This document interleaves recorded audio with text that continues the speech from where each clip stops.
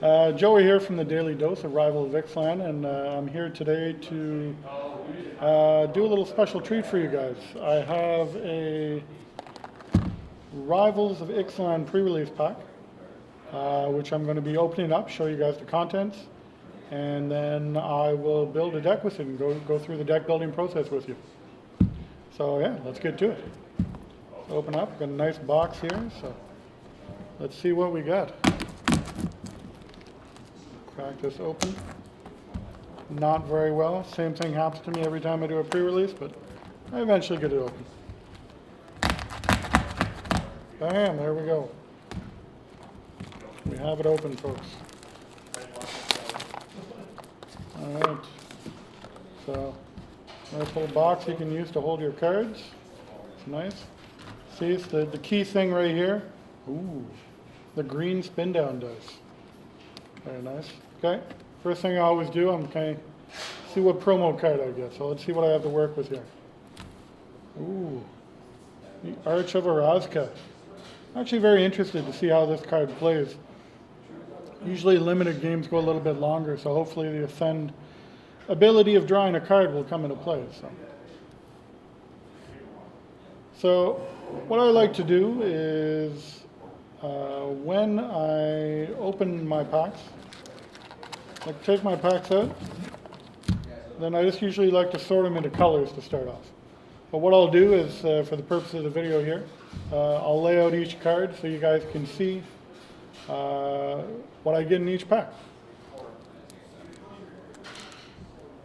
You can edit this, right? Okay. Which way do you want the cards? This way or the other way? Or doesn't matter? It doesn't matter if you want to have them facing like. It's probably better just having facing me. Yeah, sure, that's fine. Yeah. So what I'm going to do now is open the packs here, and see what we got here. Oh, we got some dinos. It's a good sign. We all know that Angrass. Very nice, very nice. So what I'm going to do is usually when it's two sets like this, I like to save the new stuff for last. So what I'm going to do is I'm going to open the Ixalan packs first. See what we get here.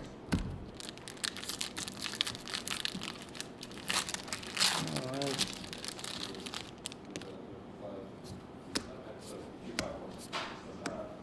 Ooh, Mark of the Vampire. Ooh, very nice card.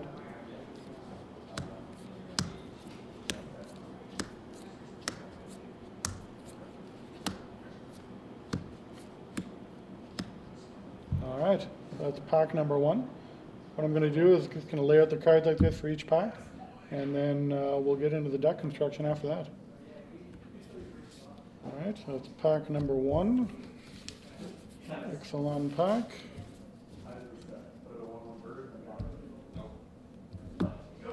Alright, Ixalan pack number two.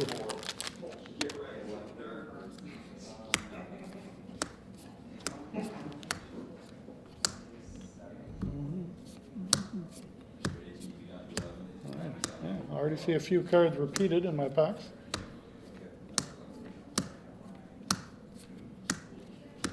Alright, treasure token, that's the key one right there. So that is Ixalan pack number two. By the looks of it so far, quick, is that the rares aren't too playable, but we'll see what comes in Ixalan. Usually most of the time in limited, you play very few rares unless you get some bombs. Key cards are the commons and uncommons to make a buildable deck, so we'll see what comes of that. Alright, first Rivals pack. Get a look at some of these new cards.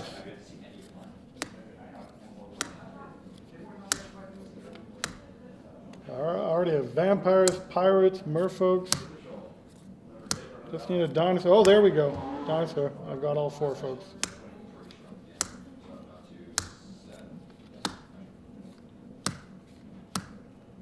Boom. Rivals pack number one. Alright. I've had all four factions here. Going for the four faction deck. Probably not, but we'll see what happens. Alright. Rivals pack number two. Oh, reprinted. Didn't get any in the first pack, for the Ixalan packs, I believe, so might be hard to play. Some Legion Conquistador. Oh, another Snub. I'm getting some similar cards in my packs here. Ooh, nice. Fun dinosaur to play with my rare. Oh, yeah. Hopefully this means I get the Rekindling Phoenix, but we'll see. Got the token. It's bound to come. It's bound to come. All right. Pack number 2.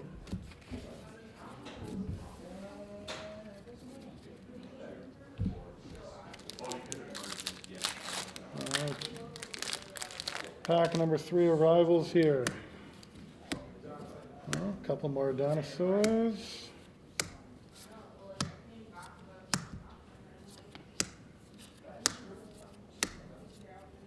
Oh, another Forerunner. I think those are going to be good cards. Ooh, Shapeshifter Pirate, the Clone Pirate. Maybe I can use it to copy some big creatures, some big dinosaurs or something. Copy my opponent's creatures, why not? All right, number 3. All right, last pack. Ooh, second Conquistador. Tempting, tempting. Empire.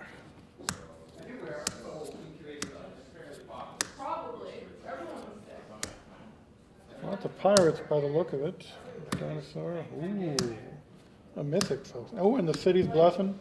Blessing, I think that's a sign. Wants me to play Ascend. Wants me to play the Time Walk Ascend card here, the old Time Stream Navigator. All right, so I've got all the cards open now. Now it's time to make the deck. So what I usually like to do, obviously, I take away all the basic lands and tokens. And what I do now is first is I sort all the cards by color first.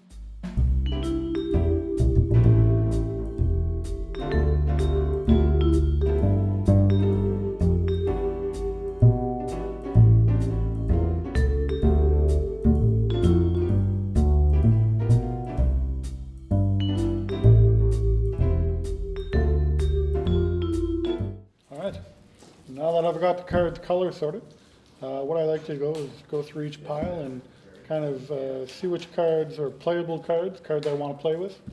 Doesn't mean that's the cards I'm going to use. I just like to go through each pile and kind of take out the cards I don't think I would ever use in a limited and a sealed deck. So, start off with the easy piles, multicolor. Yeah, it's definitely a playable one. I'll put it aside. Evolving Wilds, definitely a card as well. Pirate could be one we use if we use those colors. Let's check out the artifacts here.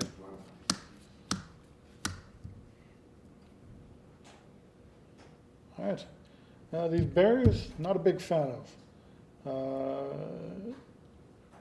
You know, it could block some damage early on, help you out, but in the end, it really only gets you 1 mana. So by the time they die, might not even need that mana, so I don't think I'd be playing these ones. I'm going to put those aside.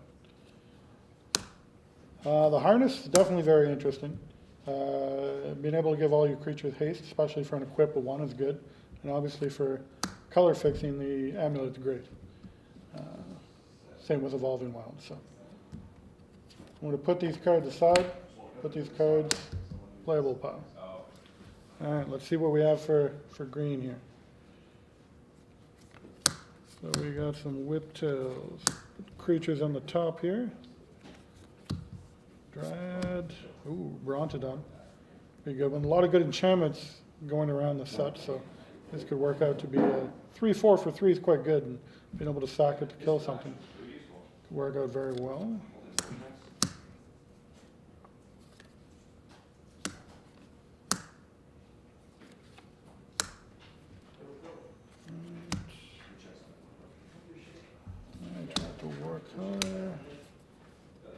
Oh, lots of hardy veterans, which makes it a little easy for me. 2/2 for 2 is pretty good. 2/4 on defense. Let me see. Definitely like the Whiptails. Blossom Dryad could be good, depending if you get some big cards. Not too many big cards in green here. I like the Brontodon. Not a big fan of stalkers. I think I'm going to get rid of that one. Hardy Veterans, not too sold on. I don't think I would play 3, that's for sure. So let's put one aside for now, see if it ends up making the list. 2-2 for 3 and creating a 1-1 merfolk. I don't really see any other merfolk in green, which is unfortunate. I don't think this is going to be used. I'm going to put this aside. Love this card. 6 power, 6 toughness for 5. This card would be great if we had some really large dinosaurs. I don't really see that yet, so I'm going to put it aside for now. 2-4 for 4. That doesn't really do anything by the time it hits the ground. I don't think I want to play that. When it comes to combat tricks, definitely like Crash the Ramparts. Hunt the Weak is probably the worst of the fight effect cards. I'd rather have, say, like Pounce or Savage Stomp from Ixalan. But it definitely is a kill spell for green, which doesn't have many of those. So I'll keep that for now, just in case. Aggressive Urge, not a big fan of +1/+1, even though it does draw a card, replace itself. It's not a huge combat trick. I'm going to take that out for now. So that's kind of the playables I see for green. So put those aside.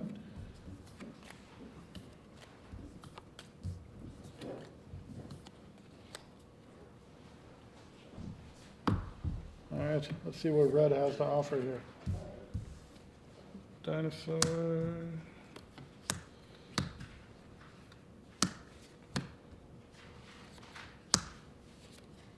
Ooh, 1/1 Goblin Pirate. Bombard, very nice removal spell.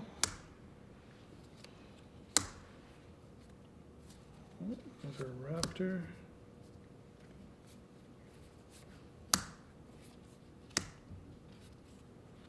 Right. And a Forerunner, all right. So it seems we have a few more red cards than we do for our green, so let's see what it has to offer here. Forerunner, obviously if we have enough dinosaurs, this is great.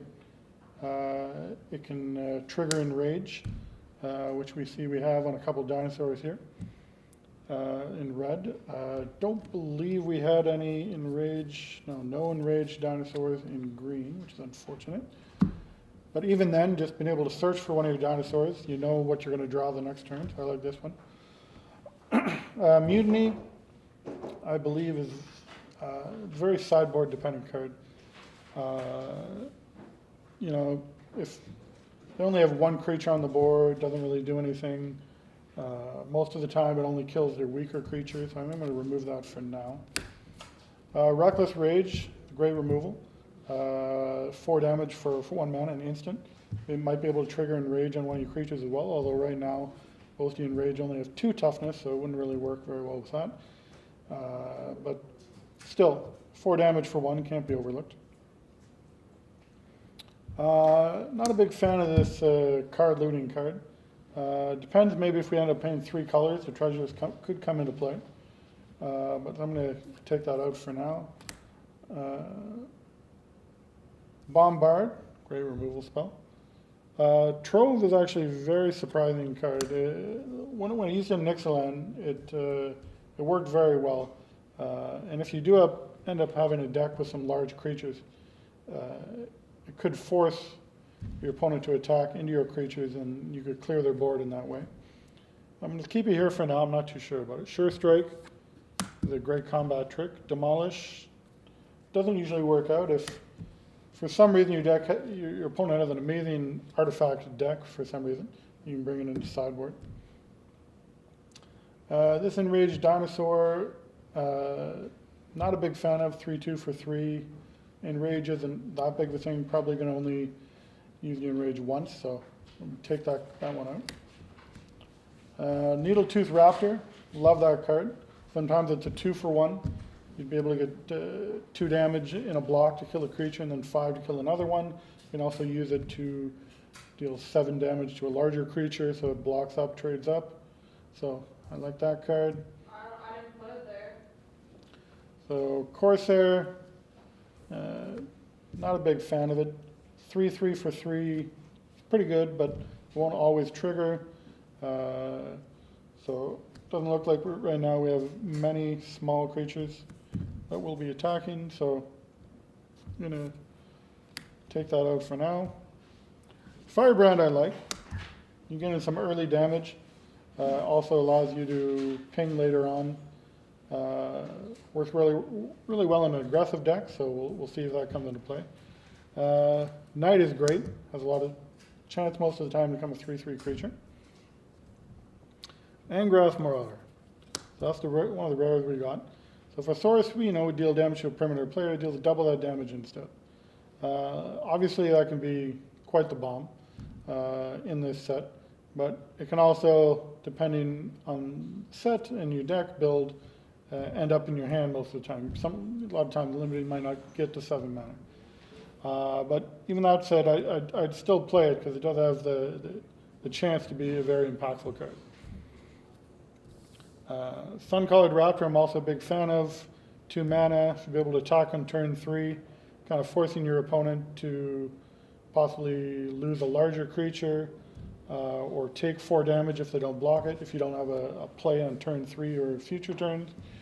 And a lot of the times you'll kind of have the mana up and say, oh, I'm going to hit you for 4, I'm going to kill your creature, and then you go, oh no, take your damage, and then play a 3-drop or another during your second main phase. So, all right, so this is what we have for red. Not too impressed with red or green so far, so hopefully we'll see what the other colors have to bring. So let's see what black has to offer here. So,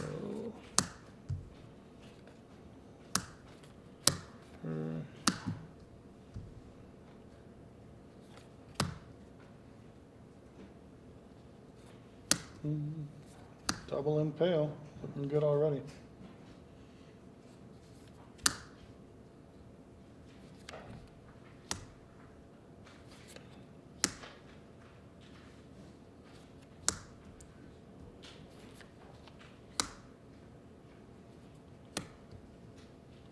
All right, so let's see what we have for black here.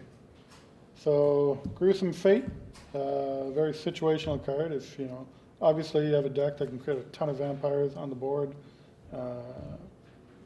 can be a way to finish off your opponent. But I don't think I'd play it main deck. I kind of keep it in the sideboard, see if it might come a deck where you're playing a game where you have a stalemate, lots of creatures hit the board, nobody can get through. It might be a good way to finish off your opponent. So I'd probably put that in the sideboard if we, for now. Impale, great card. Obviously, destroy target creature, no drawbacks, 4 mana. I'll play that card all day. Skullduggery, great combat trick. Will allow you sometimes to get 2 for 1.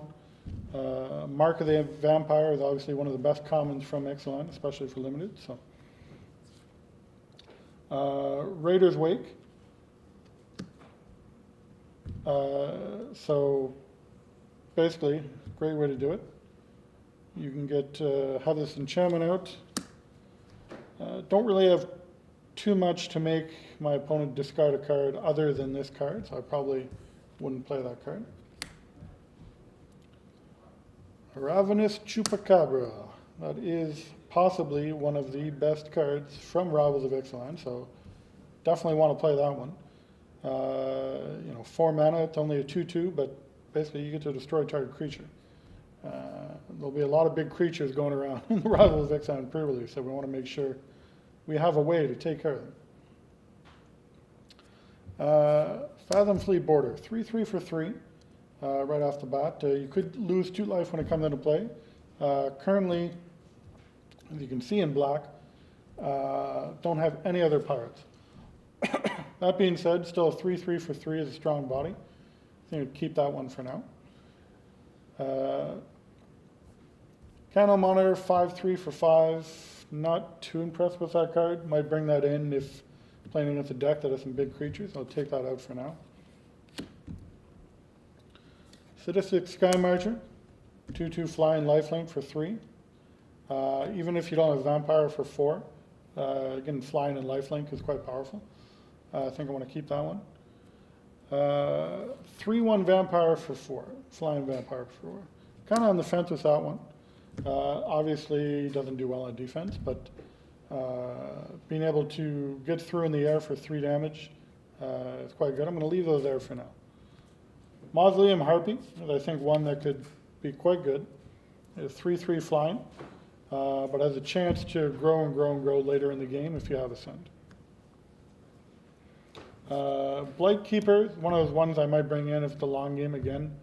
Most of the times I find I've played this card in limited, you don't usually end up getting to 8 mana. Just having a 1/1 flying for 1 just isn't strong enough, so you take that one out.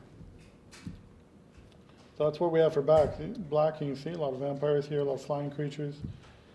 Pretty good on the removal front, so that's what we have for black.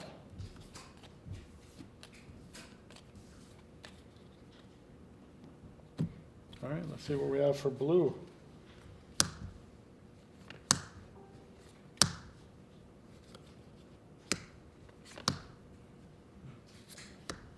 All right, double dive down, good protection.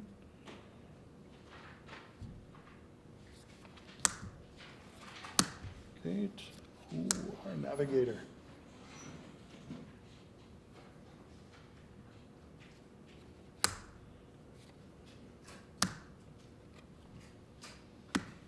All right, so let's see what we have here.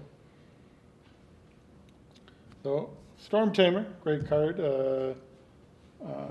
Although we only seem to have a few cards with Raid, I believe we have any in the ones we didn't really have. We had one that we took out for black. We only have one here. But even then, being able to counter something where it's going to destroy one of your better creatures, getting in for some early damage, I like this one. Siren Lookout, great card. Explorers, it's a pirate, you can become a 2/3 flying creature, which is great. Storm Sculptor, great card. 3/2 unblockable, right there it's good, get some damage in. It can also allow you to return cards like Siren Lookout back to your hand to get more value out of it with another Explorer trigger. 1/3 Merfolk for 2. If we had a lot of Merfolk synergy, might play this card. Might think of it because we do have a Crashing Tide, but I'm not even sure I want to play that. So, Sworn Guardian, I think I'm going to take that one out for now. Did I Rig Holler? I like this card. 3/2 for 4. Most of the time by turn 4, you'll be able to attack with a creature, and just the tempo you'll gain from being able to return one of the creatures to the hand is great. Time Stream Navigator. Obviously, without Ascend, it's the 1/1 for 2. It's not the best. But just the possibility of being able to take an extra turn with it, especially when you have some unblockable and flying creatures in your deck, could be a great way to win the game. Just even look, I got a lot of flying creatures in black. If I ended up playing blue-black, could wait till you have Ascend, you have a lot of flying, unblockable creatures, do an attack, take an extra turn, attack again. Could be a line that we have to win the game. Slippery Scoundrel also has the possibility of being an unblocked creature and hexproof when it does become that. But early on, it's not the best card. I'm actually going to take this out for now and kind of see how it plays out. Secrets of the Golden City. It's great. Just getting card advantage is always good. Possibility later on to draw 3 cards, even better. Dive Down is a great card to protect your creatures during combat if it's a +0/+3 or against removal. Definitely want to keep those. So, Sea Legs is a card that I like. It's got some versatility. You can use it obviously as an instant with flash. You can use it to dive down, protect one of your creatures, one of your pirates that you have here. So lots of pirates in blue. If you don't want to use it, you can use it defensively to negate the power of some of your creatures. your opponent has to make sure you're not taking any early damage if they have a very aggressive deck. Negate's obviously great. There's lots of spells, lots of combat tricks people want to use to try and take over the game. Crashing Tide, as you see, didn't have any merfolk in green. Only have one merfolk here. Don't think I want to play it. If it was instant, it would be quite a better card, but being a sorcery, I just don't think it would make the cut for the deck. So, all right, so that's what we have for blue.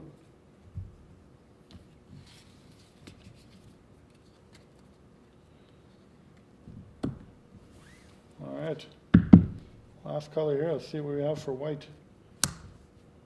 Got the big vampire. Pious, very good card in the set.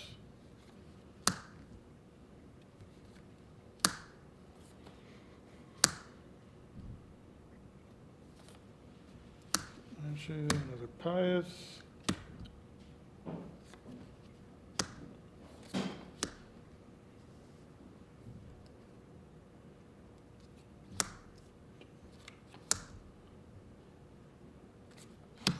Little Dino, Big Dino.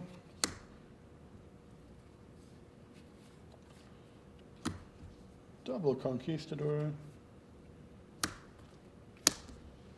All right. So let's see what we have here. So Glorifier at Dusk, I like. Big creature, 4/4. Even if you don't use its abilities, just having a 4/4 with big creature in the limited format. But with the possibility to get in for some flying damage, I think it's definitely got some use. Aegosaur I like. If we end up playing a lot of smaller creatures, especially in blue, we have the pirates, flying creatures, unblockable creatures, to make it hard for your opponent to try and get through, because it has the possibility of putting +1/+1 counters on all your creatures.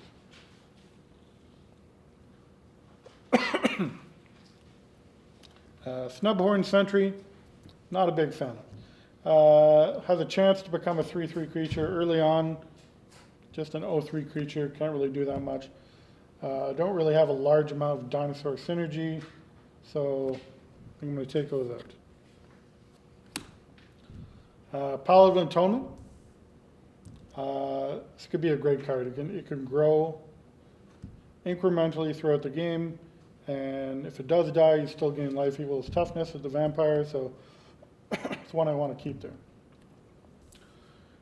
2/2 Vigilance for 2 is actually a fine creature depending on how many 2-drops we have. So it'll be able to get in for some damage early and still be able to block, so I'm going to keep that for now. Temple Allosaur is great.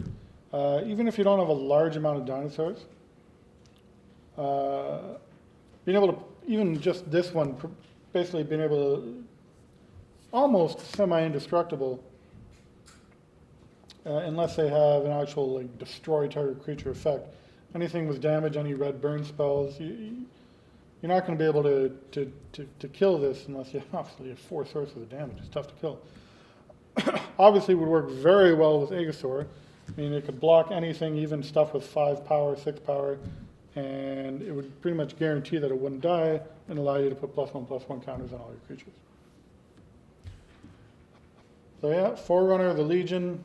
I like this card a lot. Obviously, you can help you get a vampire. We got some vampires here with Paladins. Glorifier of Dusk. Also allow me to get a bunch of vampires. If I get a bunch of vampires into play, which you'll see earlier on I have with Queen's Commission, allow me to pump up some other creatures quite quickly and perhaps just get a wide board that can overtake. Legion Conquistador, even with only 2 of them, still consider playing it. Obviously, vampires is nice, work well with the Forerunner. Just being able to even get 4 power, 4 toughness for 3 can go as well. This one, 2/5 Flying Dinosaur. It's something I wouldn't normally consider, but I might consider it with the Allosaur I have. And with the Aegosaur, I have the possibility to get flying and vigilance, which is very strong to get in some damage.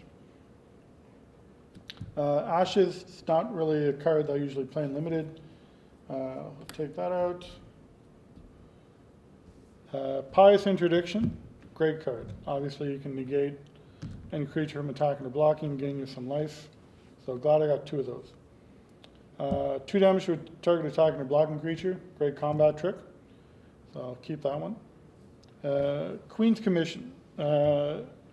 So creating 2/1/1 vampires with lifelink seems to be possibly a good way and a line we can use in this game. With the Forerunner, creating these will give a creature +2/+2. With the Aegosaur, it has the possibility to make those 2/2 creatures with lifelink or greater. Also, it'll just allow us to go wide, get some creatures on the board. Rallying Roar. It's definitely something I think I might want to play, especially if I end up going wide with a lot of smaller vampires, smaller creatures. And the last one, Cleansing Ray. Don't think it's something I want to play. It's a very sideboard card. Definitely wouldn't want somebody to play against these white cards, that's for sure. Don't want them to destroy my Pious Interdictions or vampires, that's for sure. All right. So now that I've gone through all the colors, I'm going to open up this nice promo card here. When I say open, I mean take a long time to open.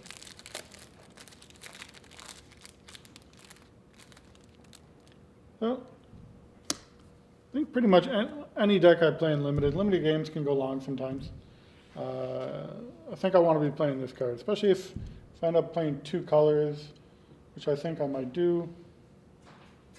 Having 1 colorless land in there won't be the worst. Should be just fine. So, let me see, that's the white cards here, so quite a few white cards to use. All right, so next I try and find some synergies you can use with the colors. White, as we obviously talked about, small creatures, ability to pump up, could work well.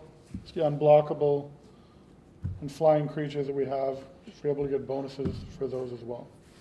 So white, blue is a possibility. If we did do that, able to bring in the Splendid Griffin, 2/2 flying for 3 is a fine card. If you do have Ascend, it can just get larger and larger throughout the game. So that's a possibility. If I look at red, it's got a few good cards. It's got the Raptor, Sure Strike's good combat trick, Bombard. But overall, I don't see red making a strong impact. So I'm just going to put red aside. I don't think I'm going to be playing red. So Protean Rider, ability to clone a creature. I don't think I want to splash for this card, even if I was playing blue. So I'm going to put that card aside as well. I might go back to that. We'll see. So green. Best cards in green are probably Breathing Whiptail, Crash the Ramparts. But overall, not a large amount of green cards. No Merfolk, no real synergy cards that you would need, so I don't think I'd be playing green with this pool. So, let's see black. Black, a lot of cards. Got a lot of good vampires, obviously we saw. Got a lot of removal. Chupacabras and the Impales, Mark of the Vampire, great card. So I think overall, I think that white and black are my strongest colors.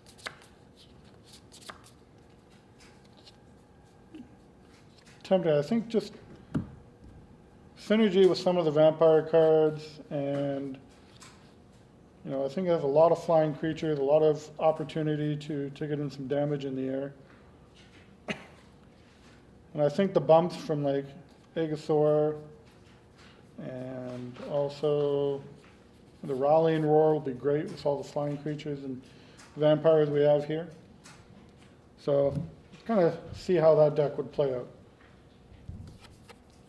We'll keep the blue here for now. Maybe we'll see if that can be used later. But let's try the white-black deck. So what I usually like to do first, now that I have my playable cards and the colors I think I want to use, I start spreading out the cards by casting cost. That way I can kind of see the curve of the deck, see if I need to put anything in anywhere, or if I have too many cards at a certain mana curve.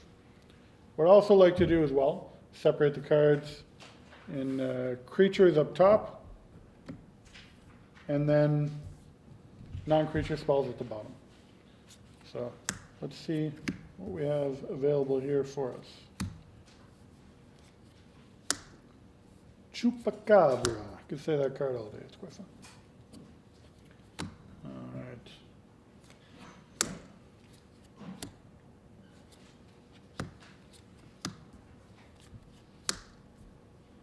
So right away you can see definitely a high curve so far. If we decided to go white-black.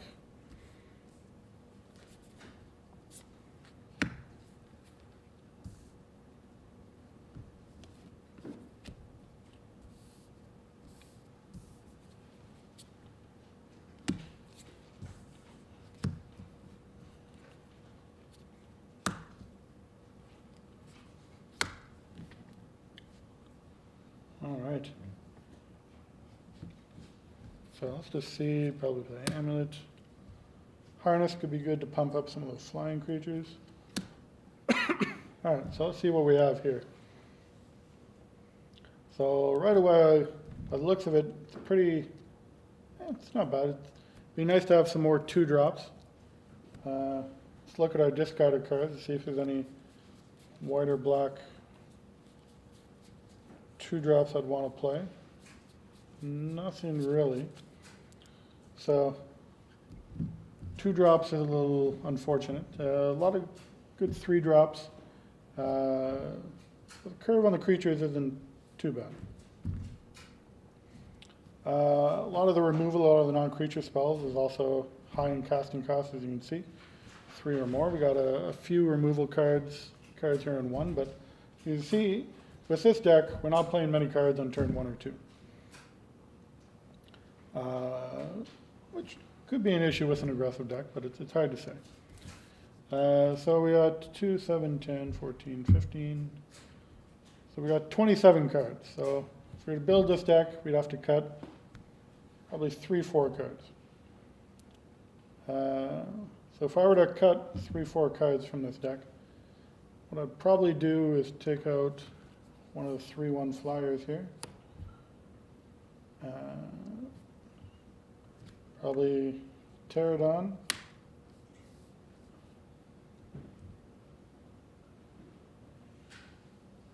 What else would I take out?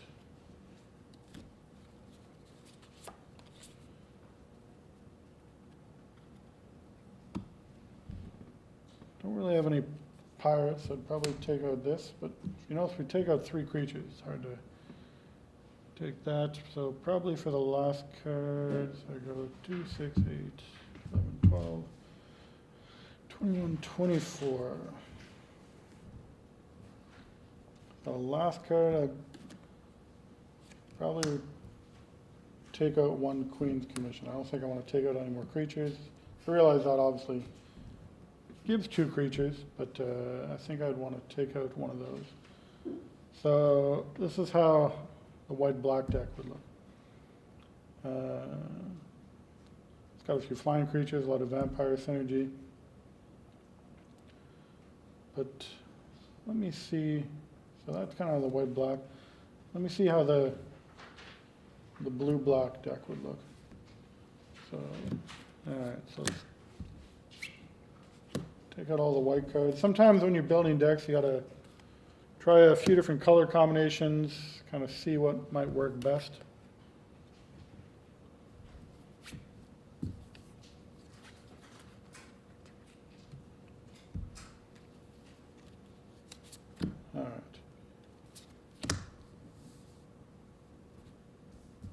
All right, so we got the black cards here, and obviously the 2 artifacts.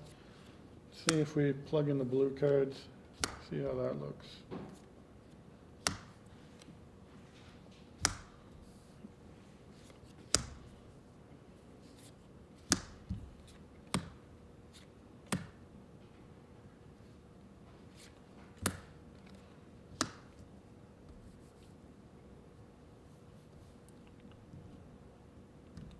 All right, so 1, 2, 5, 11, 12, 15, 18, exactly 23 cards. I think we get, yeah.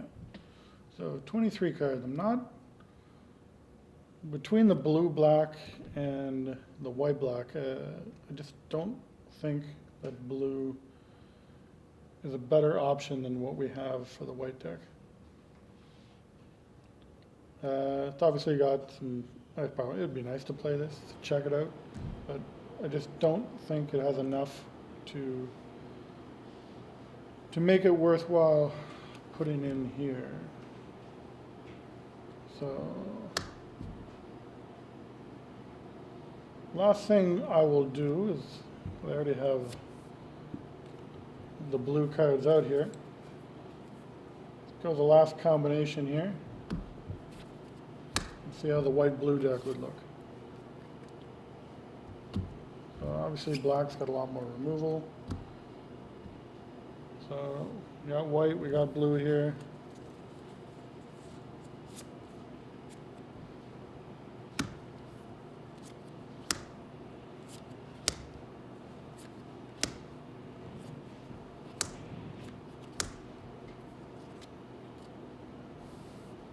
Got 6 here.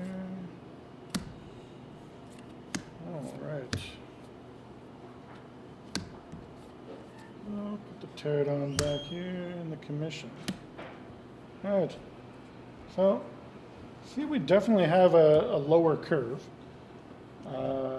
with the white-blue deck compared to any of the other combinations that we have. See, here we go. 1, 4, 8, 10, 13, 14, 16, 21, 22, 27 cards. So, once again, we'd have to cut out 4 cards for this deck.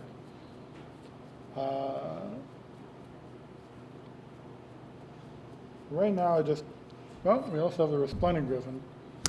So, basically 5 cards from this that we'd have to cut out of the deck. The advantage of white-blue, it's got obviously some quicker creatures you can get out. Chance to have some unblockable creatures as well. But I just don't believe, well, let's just see it. There's less vampires, probably take out the 2 conquistadors.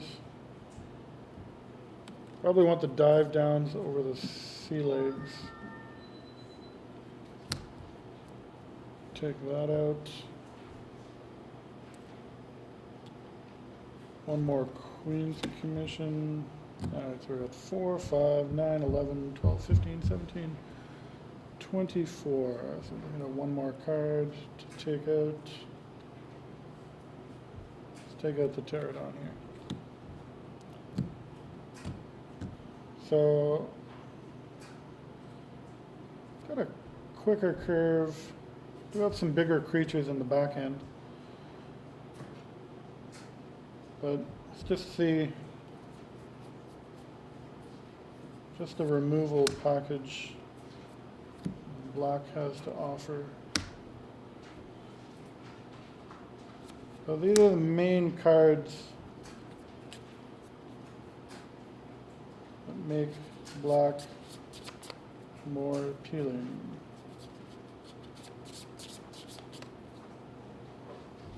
So basically 3 straight removal spells and 1 common that can very much take over the game if put on the right creature.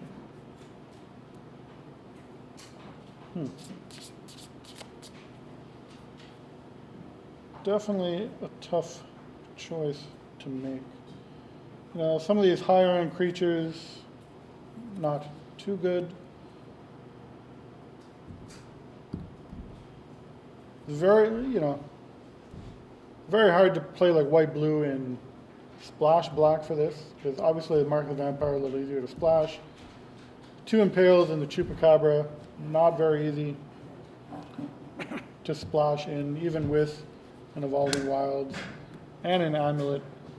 It'd be very hard to get 2 black mana.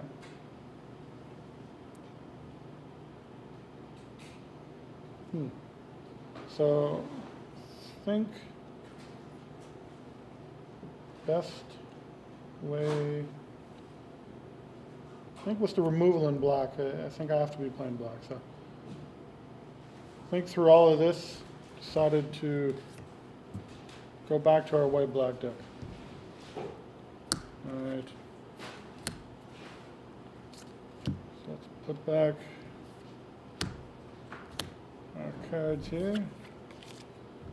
So as you can see, that's kind of the deck building process I go. I kind of see the best pile of cards, best colors, and then kind of play around with it, see which colors work well together.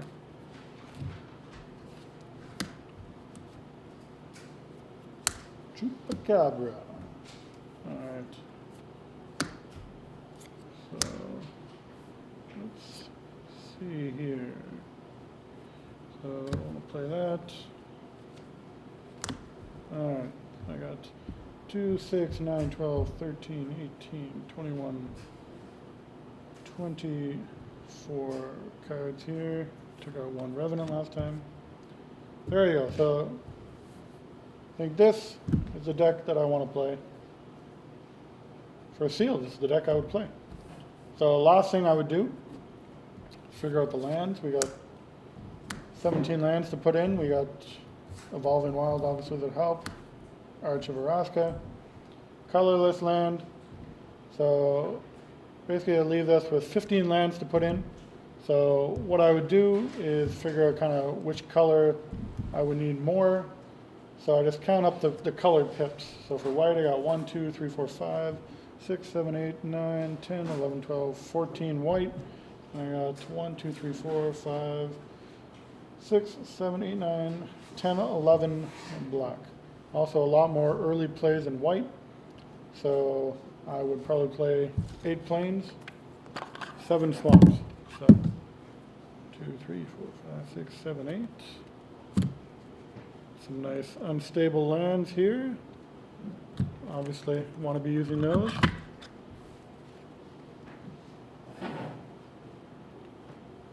Alright. 7 swamps, 8 plains. That's it, folks. I think we've built a 40-card deck. We're ready for the pre-release. So, yeah. Hopefully you have fun of your pre-release weekend. Hopefully this has helped you kind of into the decision-making process you can take while building a deck for the pre-release. All right. Thanks again. Have a great day.